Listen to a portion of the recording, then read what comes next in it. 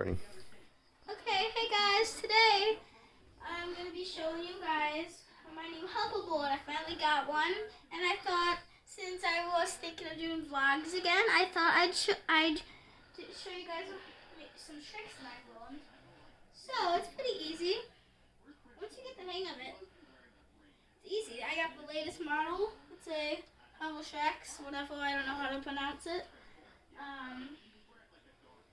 Also Merry Christmas, guys, and I'll teach you how to use it. So to use it, you just kind of put your feet just a little forward, and if you want, you can to go faster. You just put more pressure, and same backwards, but you lean backwards.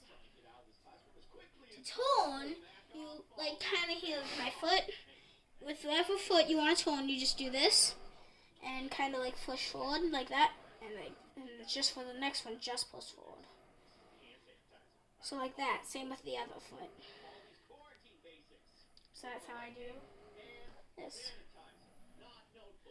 For those of you that do not know how to use it.